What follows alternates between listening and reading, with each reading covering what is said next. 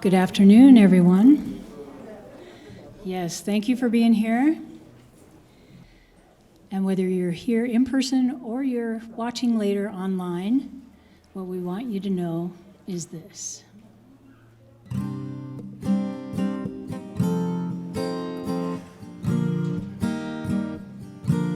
We're here to remind you of your magnificence, help you awake to all the wonder that you are.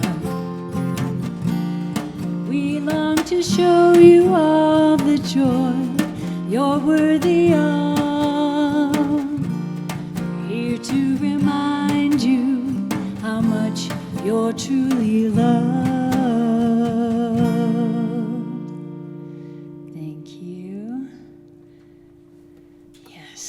And we are blessed to have a guest speaker today. Reverend Doris is with us today, as she likes to be called, Doris. And we have Scott on percussion with us as well. I'm Maylin Faulkner. I'm so blessed to be a part of this community and was really pleased to listen throughout the whole process that we had yesterday online. What a blessing this community is. And today is about gratitude, so of course Doris thought of Karen Drucker, so we have a few Karen Drucker songs. The first one you might recognize, the other two are a little bit newer, so here we go.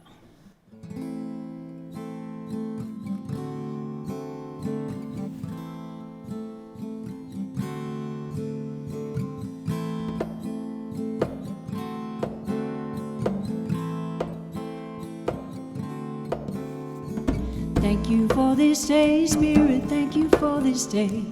Thank you for this day, Spirit, thank you for this day. This healing, this healing, this healing day. This healing, this healing, this healing day. Thank you for this day, Spirit, thank you for this day. Thank you for this day, Spirit, thank you for this day. This beautiful, this beautiful, this beautiful day. This beautiful, this beautiful, this beautiful day. Thank you for my friends, Spirit, thank you for my friends. Thank you for my friends, Spirit, thank you for my friends. My wonderful, my wonderful, my wonderful friends. My wonderful, my wonderful, my wonderful friends. Sing if you'd like. Thank you for this day, Spirit, thank you for this day. Thank you for this day, Spirit, thank you for this day. This beautiful, this beautiful, this beautiful day. This beautiful, this beautiful, this beautiful day. Thank you for this day, Spirit, thank you for this day. Thank you for this day, Spirit, thank you for this day.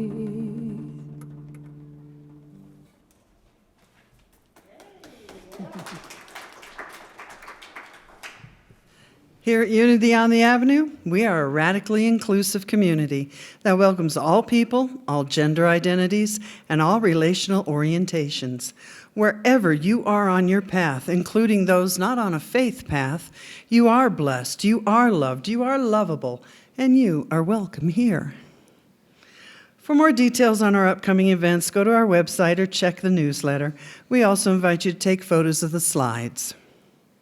Today, immediately following the service, please join us downstairs for the snack and chat.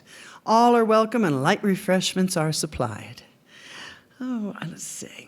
Our prayer chaplains hold a healing prayer meditation service on the first and third Tuesdays of every month at 6 p.m. They welcome you to this sanctuary on November 16th for a deeply sacred experience. We are again donating to the Child Rescue Foundation as part of our annual holiday gift-giving community service. You can brighten a child's holiday by donating gift cards, up to $35 by November 21st. Bring the gift cards on Sundays or mail them to the office with Child Rescue on the envelope. We invite you to attend our special service honoring grief and loss during the holidays on Saturday, December 4th at 2 p.m. This will be a safe place to grieve and honor loved ones during what can be a challenging time. Join us as we warmly welcome new members on Sunday, December 5th, following our noon service. This is a wonderful opportunity to put names to faces and connect with those delightful, conscious beings. Stay for a robust snack and chat. The next Gong Bath with Greg Wilkins will be held on December 14th and the 28th of December from 7 to 8 p.m. Celebrating Christmas at Unity on the Avenue. We will be holding 2 glorious candlelight services, a Christmas Eve service on Friday, December 24th at 2 p.m., and an encore service on Sunday, December 26th at 12 noon. We will be gathered in joy to hear a powerful message, enjoying beautiful music, and special guests with a full band. And I would like to bring forth the prayer chaplain. We are anchored in prayer. This morning our prayer chaplain is Justine Talley. Thank you.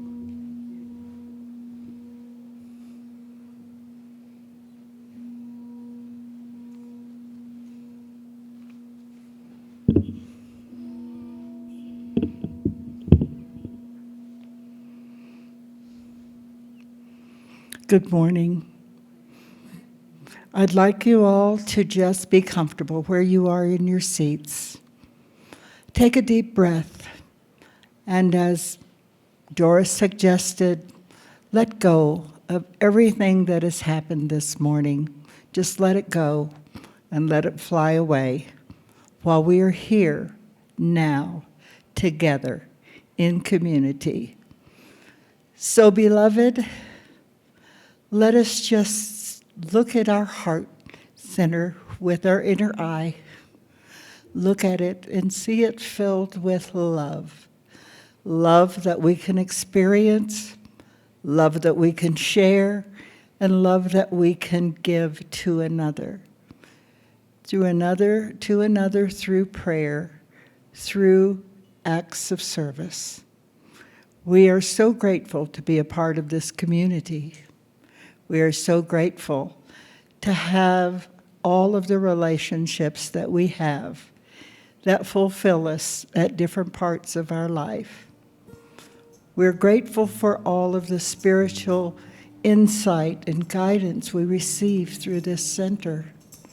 We're grateful for the loving attention that we get. We're grateful for all the prayers that are lifted from this place and from our homes.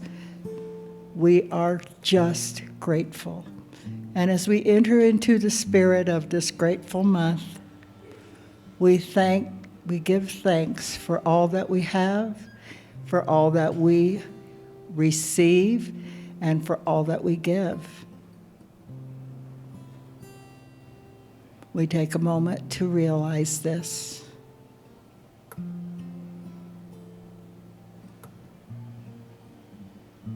And we let it go. And so it is, and so it shall be. Amen.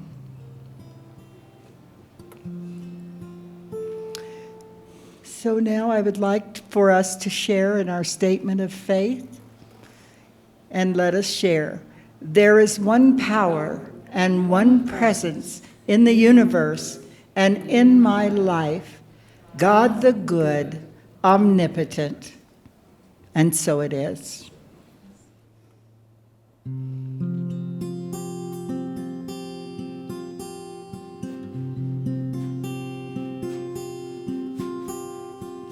Surely the presence of God is in this place. I can feel the mighty power and the grace. I can feel the brush of angels' wings. I see glory on each face. Surely the presence of God is in this place.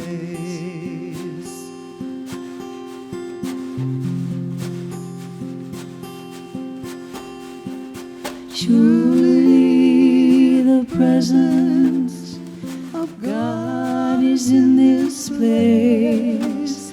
I can feel the mighty power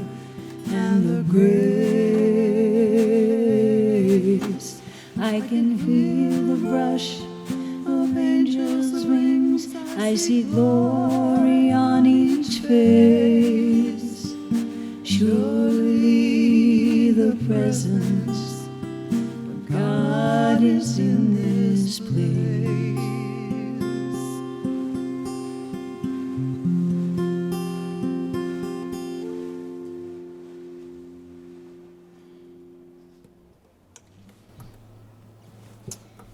Thank you so much for singing with me, Donna Lynn, and with all of us. Isn't that a beautiful song? I just love that every week. All right. Now we're going to do a little something different. This is a more modern Karen Drucker song, and it has some very interesting lyrics.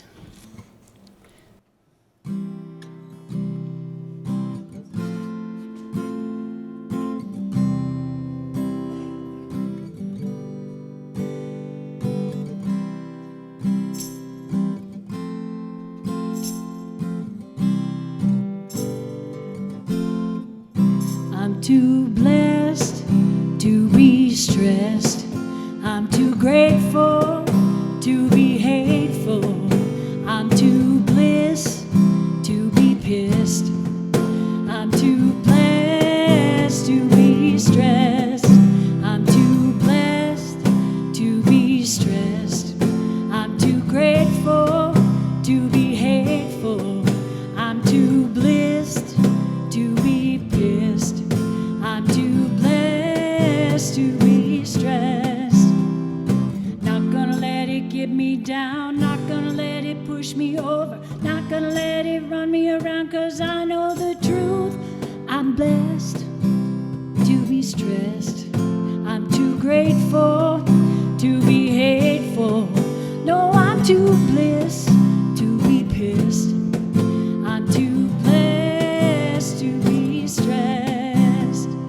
Doesn't matter what's in the news, you can't make my mind up for me. You ain't gonna hear me sing the blues. No, I'm too blessed to be stressed. I'm too grateful to be hateful. I'm too blessed to be pissed. I'm too blessed to be stressed. One more time. I'm too blessed to be stressed. I'm too grateful to be hateful. I'm too blessed to be pissed. I'm too blessed to be stressed. I'm too blessed to be stressed. I'm too blessed to be stressed.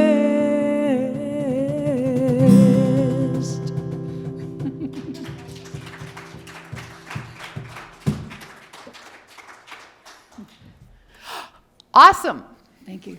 I was pretty excited when I found out that I got to come and speak here, and Maylin was going to be doing the music, because she did the music for me at Unity Temple one Sunday when I was the guest speaker over there, and it was a wonderful experience. Thank you so much. And Scott, it's lovely to meet you and to be have you be a part of all this.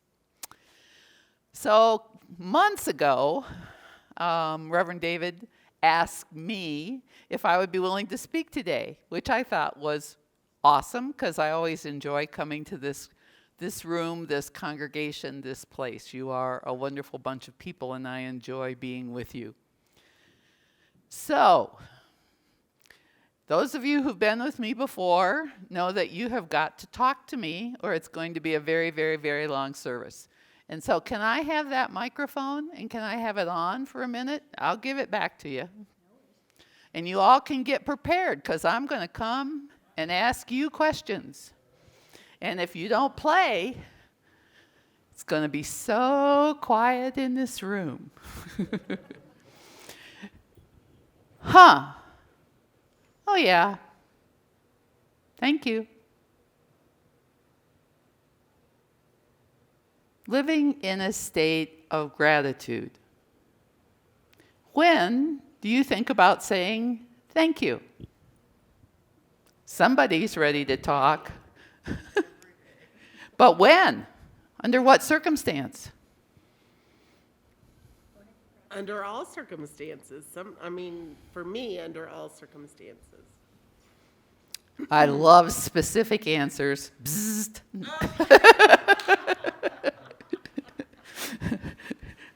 Sure. Getting up from a nice warm bed in the morning to have hot running water where I can take a shower, having food in my kitchen, and I know nobody's going to kick me out of my house. And then you're grateful. I am so grateful. Awesome. Heidi, when are you grateful? All of those things that were just said. And also when a tough situation, dilemma, experience comes along and I struggle through it and I still don't think it's the greatest. And then somehow it just pops into my head, oh yeah, that was a gift. Thank you. Gratitude for that. Cool. Remind me. Ellen, gee, Yeah, I got a name this is tag my here. daughter's name. Yes, I'm grateful for that first sip of coffee when I look out the window and see the beautiful morning and enjoy that first sip of coffee. Awesome. You don't have to talk, but if you want to talk, I'm coming by. Yes, Lori? I am very grateful for love and support, excuse me, of my family and friends. Okay. Penny, I can tell you want to say something. Come here. I am so grateful when I open my eyes, I have another day on the planet. Amen. What else are you grateful for? Sure. Lisa. I'm grateful when my 21-year-old son goes out partying with his friends and he comes home even if it's at 3 or 5 o'clock in the morning. Amen. I have been there. Anybody else want to tell me what you're grateful for? Sure. Let's see, Linda? Yes. Okay. I'm thankful for all the wonderful caregivers my mother has where she lives. Okay, awesome. Yeah. That's a great thing to be thankful for. Anybody else? I may come to you again later, but right this minute, we're going to turn this off. You grateful for something? Yes, ma'am. Okay, talk I'm to me. grateful for all the people in this building because they're kind and loving and open-hearted. Great, thank you. I'm going to give you that. Gratitude is an interesting thing. And it sounds like a lot of you are grateful for a lot of things. I tend to find people who are in my presence always want me to bless the food. I think that's awesome. I'll bless food anytime. We're all grateful to eat. When's the last time you blessed your water? Because in Colorado, you would die quicker without water than you would without food. When's the last time you blessed your shoes so your feet aren't cold? When's the last time you blessed the fact that you have clothes to wear? I find it interesting how specific we get with thank you. So rarely do you leave a store where they don't tell you, thank you for coming. Do you believe them? No. Me either. So just saying those words, thank you, is not a spiritual act. Just blessing your food is not a spiritual act. Please don't hear I am not telling you not to bless your food. Don't go away from here and say, Reverend Doris said, I don't know. Don't go there. But unless gratitude and bless your heart, you started there. Anyway. Steal all my thunder. Go ahead. Unless we live in a state of gratitude for every single thing that we have, every single thing that we do, it's not a spiritual practice. We're in the process of moving from simply being metaphysical in unity to being mystical. And in a mystical world, we are one with everything. Now, there's another pesky word because we use it all the time. We're moving to oneness. But does your behavior notice what you're saying? Because, do you see, we have to be congruent. It isn't enough to walk into a church on Sunday morning and say these things. It's nice. Thank you for coming. We're glad you're here. But that isn't living a spiritual life. Bless Unity's fifth principle. It's not enough to know the truth. You have to live the truth that you know. And I always say, it doesn't matter if you only know this much truth. This is not about you have to have studied at Unity Village for years. This is about you have to live the truth that you know. From the minute your eyes grind open in the morning until they slide closed at night, are you practicing the spirituality that you know?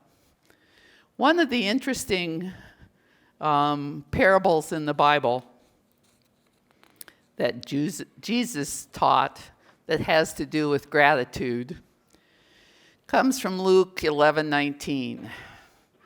You know how they're titled in the Bible? You have looked in the Bible in the last few years, once or twice, right? So on his way, Jesus heals 10 men with leprosy. Now, on his way to Jerusalem, Jesus traveled along the border between Samaria and Galilee. And you do know about Samaria, right? That's the wrong side of the tracks. So you hear Samaria, you hear Samaritan. Remember that those were the unacceptable people. So as Jesus was traveling along, he went into a village. 10 men who had leprosy met him. They stood at a distance and called out in a loud voice, "Jesus, Master, have pity on us." When he saw them, he said, "Go and show yourselves to the priest." And they went, and they were cleansed. Now, this is the important part of the story. One of them, when he saw he was healed, came back, praising God in a loud voice. He threw himself at Jesus' feet and thanked him. And he was the Samaritan. Jesus asked, "Were not all 10 cleansed? Where are the other 9? Has no one else returned to give praise to God except this foreigner?" And then he said to him, the Samaritan, "Rise and go. Your faith has made you whole." So Jesus doesn't claim to have done the healing. Jesus is saying that the Samaritan's faith made him whole. Now, we assume the other 9 were also healed, even though they didn't come back and say, "Thank you." So the Greek word for leprosy honestly just meant a skin disease of some kind. You can't translate that and have it mean exactly the same thing that leprosy would mean to us today. But what the lesson is about is to teach us our awareness of our God within. Our awareness of the fact that each of us in this room is a divine being. I like to think of you all as fractals of God. And my image for fractals kind of works from the light. If you look back towards the door, do you notice on the ceiling how the light shines up there and there are different fractals that reflect that light? So if you're a fractal of God, doesn't mean you get to walk up and down and go, "I am God." No. But you are a fractal of God, and all of the power that God has, you have. Now, a drop of the ocean is just as salty, has all the chemical components of the ocean. But not one of you have ever confused a drop of the ocean with the ocean. But do you see that's who you are? So remembering that you have that power within you is part of the lesson, part of the story. How gratitude can change your life. Now, Meister Eckhart says, if the only prayer you ever say in your whole life is thank you, that would suffice. So when we just sang Karen Drucker's song, which I honestly play a Karen Drucker CD every morning. This is not a plug for Karen Drucker, but she manages on that one CD to remind me of everything that I need to remember during the day. Breathe, just breathe. Thank you for this day. And as Penny said, hey, I woke up this morning. It's a good day. Those of us of a certain age are grateful when we wake up in the morning. It means we get to do it again today. So if the only prayer you ever say is thank you, it's enough. But how often and in what circumstances you say thank you becomes important. Melody Beatty, who was popular more a few years ago than she is now, some of you remember who she is, defines gratitude like this. Gratitude unlocks the fullness of life. It turns what we have into enough and even more. It turns denial into acceptance, chaos into order, confusion into clarity. It can turn a meal into a feast, a house into a home, a stranger into a friend. Gratitude can make sense of our past. It brings peace for today and creates a vision for tomorrow. If you are grateful for, I like to do this, all this stuff back here that you already lived. I don't care how ugly it was. I don't care how hurtful it was. I don't care whether you were right or whether you were wrong. If we're grateful for the lessons that we've had, all of a sudden, tomorrow and even today is filled with potential. When we don't have an attitude of potential, pretty soon it will be Advent, we'll call it hope. But if you don't have hope, if you don't believe in potential, it's very hard to get out of bed in the morning. And if it's hard to get out of bed in the morning, and if you're dragging along and you can't hardly do it, stop right there. What can you find in this moment? Not your generic laundry list, but what can you find in this moment to be grateful for? Some of you guys are my friends on Facebook. You're all invited to be my friends on Facebook. It's not necessary that you be my friend on Facebook. But if you were my friend on Facebook, you would find out that about 2.5 weeks ago, my dog was attacked in my daughter's backyard by a chow. And 2 ducks, a chicken, and my dog were killed. So obviously I was pretty sad about that. I was absolutely in grief. I came home on a Friday morning. She was keeping it because I had had some outpatient surgery and I couldn't lift him right then. So I left him there on a Friday morning and never saw him again. So for 3 days, I didn't leave the house. I was grieving. I was sad. I was upset. But I'm not the kind of person who wants to live in my house and never leave. When I had that dog who just died's name was Paco. When I had Paco, I had to go for a walk at least 3 times a day. I usually logged 2.5 miles, and I hadn't left or unlocked the door in 3 days.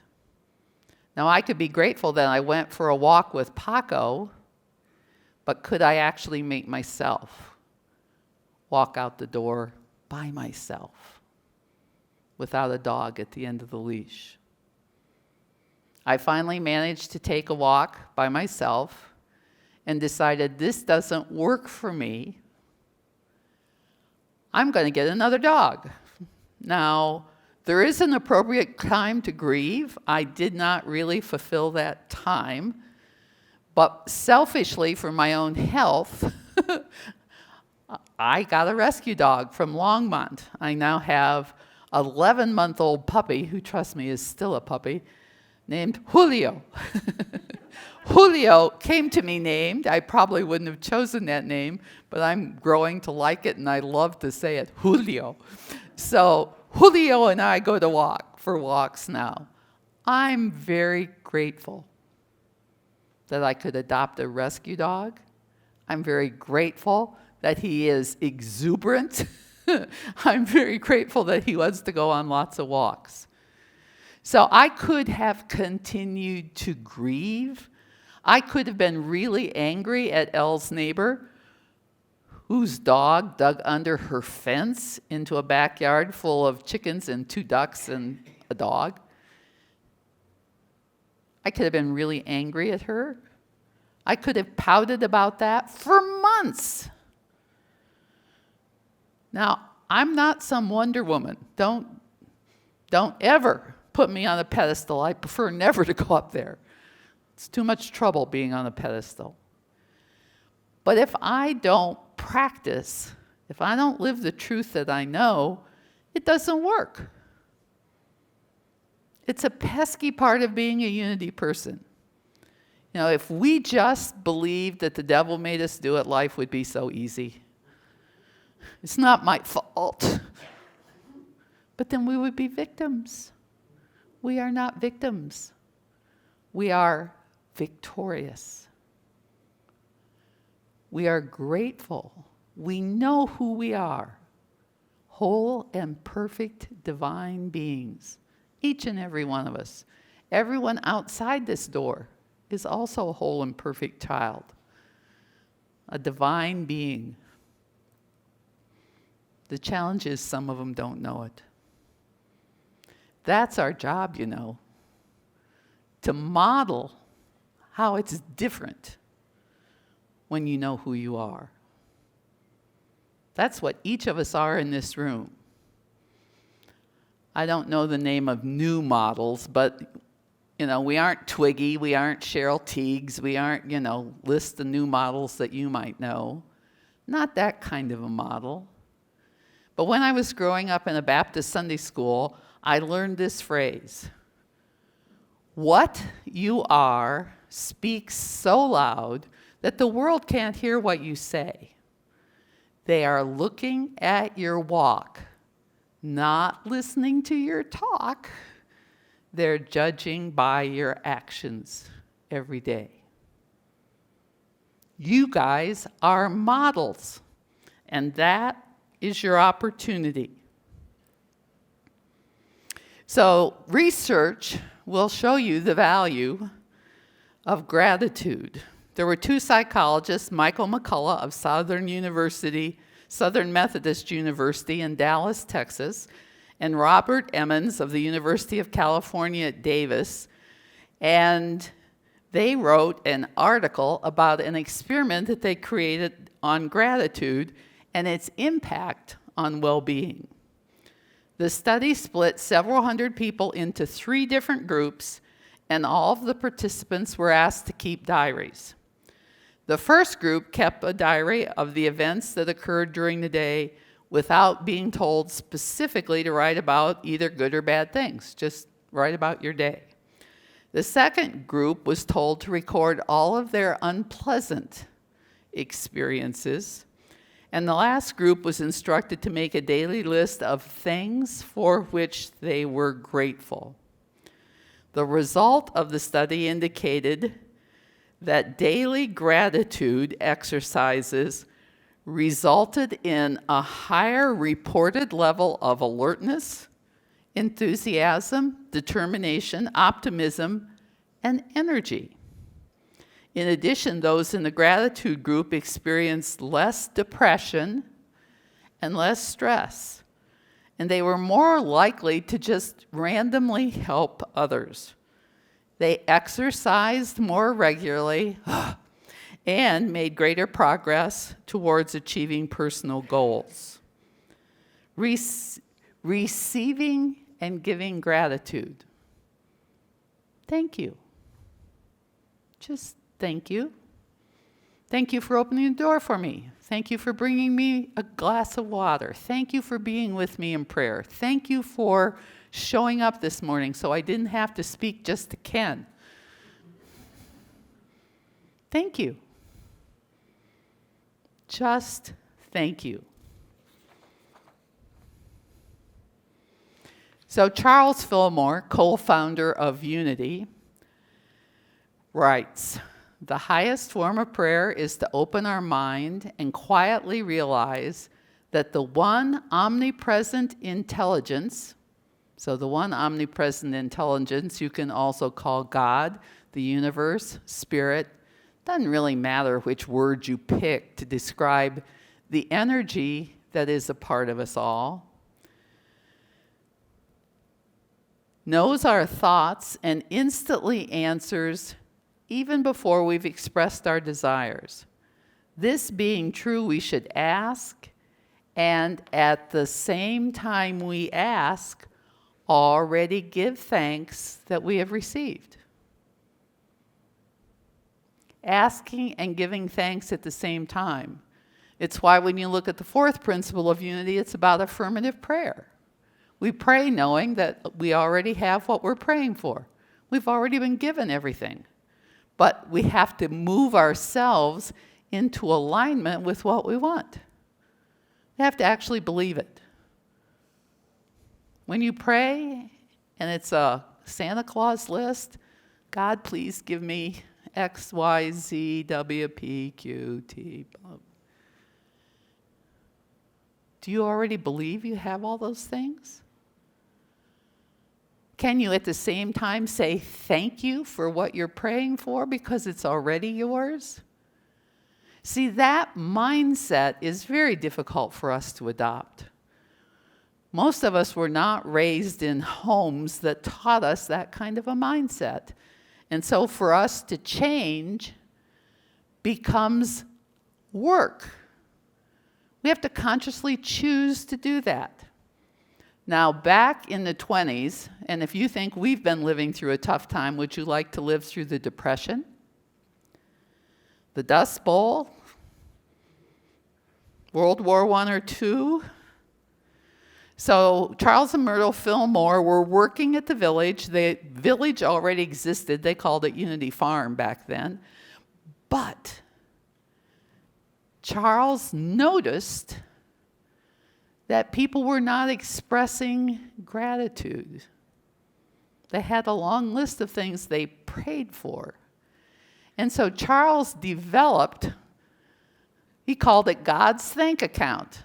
Actually, he called it the Lord's Thank Account, but we don't use Lord much anymore. So if you look it up in the archives, it's going to be Lord, not God. And all over Unity Village, there were deposit slips. And the deposit slip, you were to fill out daily and deposit it into God's Thank Account. Now, all over Unity Village back in the day were prayer boxes, and the workers would physically collect all the prayer requests, take them to Silent Unity. They were prayed with. You know, they're still prayed with for 30 days at Silent Unity. Every day, all of the workers and the people who lived at Unity Farm and worked at the village and in the prayer room and all those things, anyone who was at the village, would fill out a deposit slip. 12 things they were thankful for.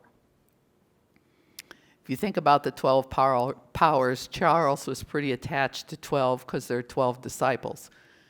But filling out 12 things you're thankful for every day and depositing it into your own prayer account, your own prayer box, and just notice how your life changes if you actually are grateful for at least 12 things every day. And you can't just every day say, I'm thankful for my house, thank you, you know that litany. Look for specific things that happened that were a particular blessing to you. So there was a very successful businessman. I'm going to call him Jack. And he was busy all the time. He was married, he had a beautiful wife, he had a son, but he rarely had any time for either of them because he was busy working, he was earning money, and that was so important. His mother called him one day and said, Mr. Bessler died last night. The funeral is this coming Wednesday. Memories flashed through his mind like an old newsreel as he sat quietly remembering his childhood days. His mom said, Jack, did you hear me? Oh, yeah, I heard you, Mom. It's been so long since I thought about him. I'm sorry, I thought he was already dead. You loved to go over there when you were a little boy, she said. You know, after your father died, Mr. Bessler stepped in to make sure you had a man's influence in your life. Yeah, I remember him. I spent a lot of time in his garage with him. I loved his house. It was really special.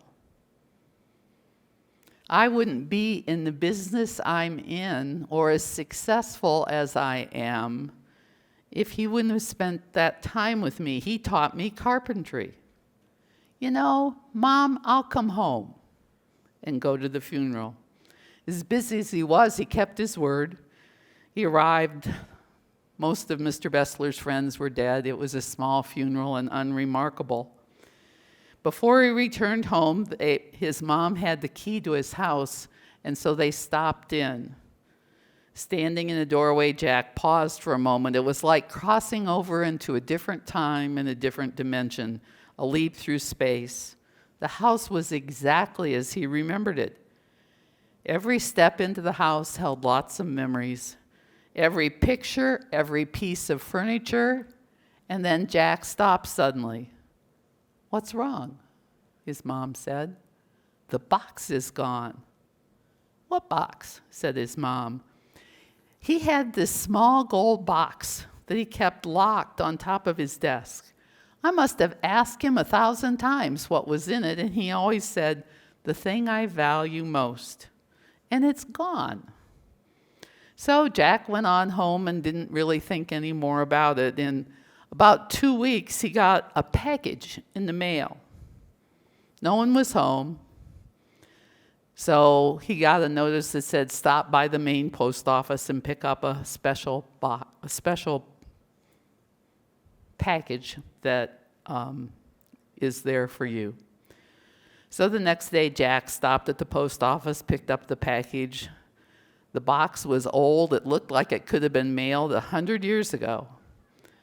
What caught his attention was the return address, Mr. Harold Bessler.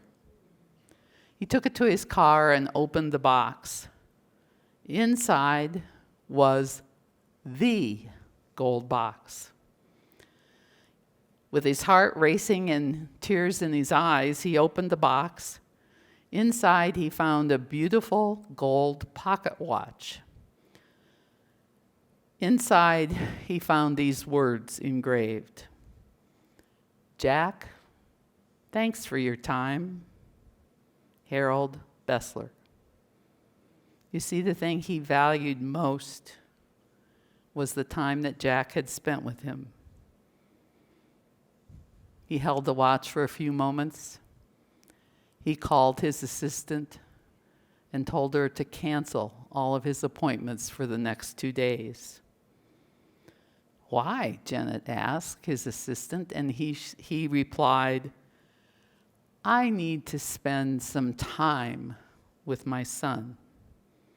Oh, by the way, Janet, thank you for your time. Life isn't measured by the number of breaths we take, but by the moments that take our breath away. So I invite you simply to breathe.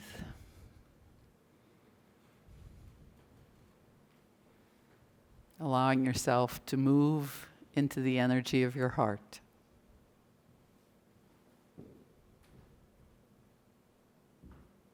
What moments have taken your breath away over your lifetime? What acts of kindness, large or small? Who has touched your heart? Who has changed your life?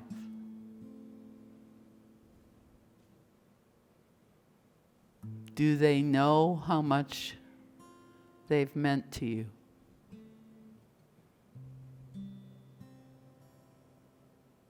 Could you actually call some people and say thank you? Or is the time for earthly thank yous past?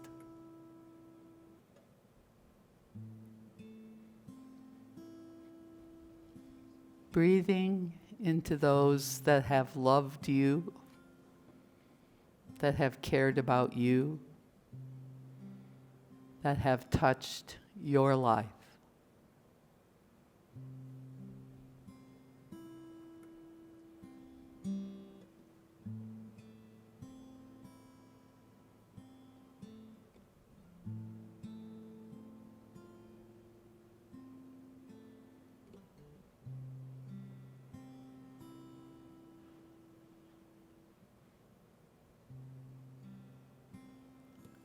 Thinking about the people whose lives you've touched.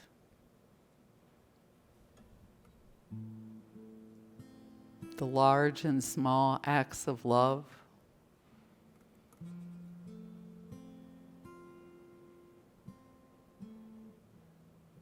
The times you've shown up.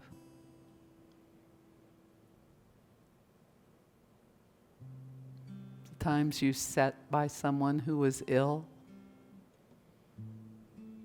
or dying.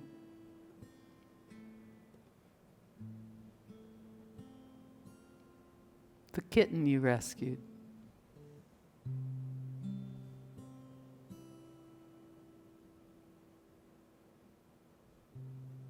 The stranger you sat with so they wouldn't be alone.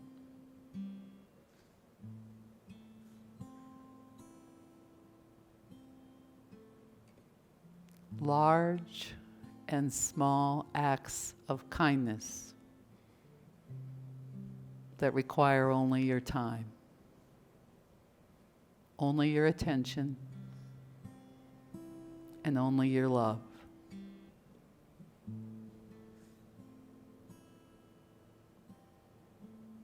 God has no hands on this earth but yours.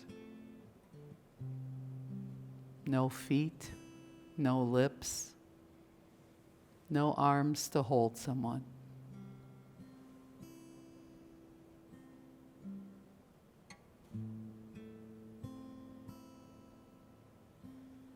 Daily, minute by minute, hour by hour, we have opportunities to be a blessing and to thank people for being a blessing to us.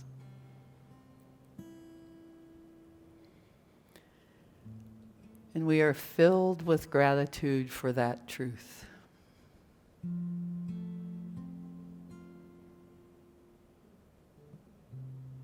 So we say 2 simple words. Thank you. Thank you. And so it is. And so we let it be. Amen.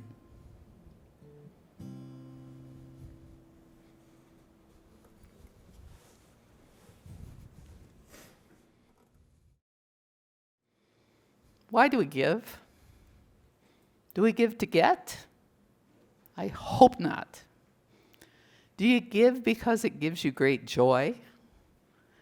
Do you give to a place like this because you love and support it? You love the people who are here? You love what you're doing here?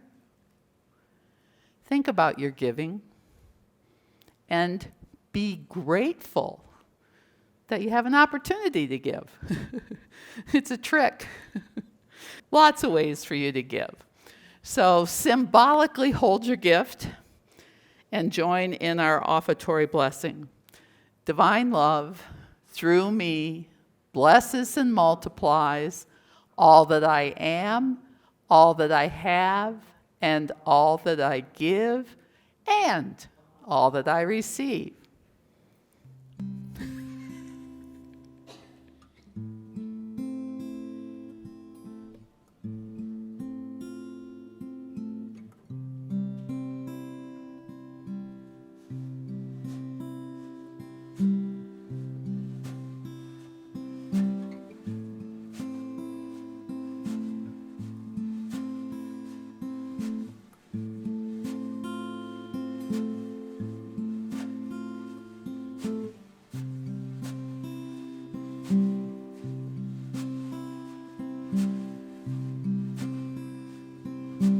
Thank you.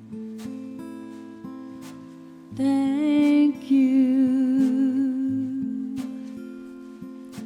Thank you. Thank you. Thank you. Thank you. Thank you. Thank you. I promise in this moment to keep my heart wide open. With every breath I take, I thank you. I promise in this moment to keep my heart wide open.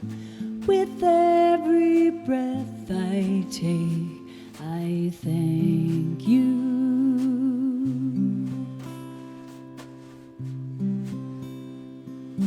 Thank you. Thank you. Thank you. Thank you. I am grateful. I am grateful. I am grateful. I am grateful. I promise in this moment to keep my heart wide open. With every breath I take, I'm grateful. I'm going to teach that to you line by line, okay? I promise from this moment, now you. I promise from this moment to keep my heart wide open. To keep my heart wide open. With every breath I take, I'm grateful. You got it. One more time, all together. I promise in this moment to keep my heart wide open. With every breath I take, I'm grateful. together on my lead here. Thank you. Thank you. Thank you. Thank you.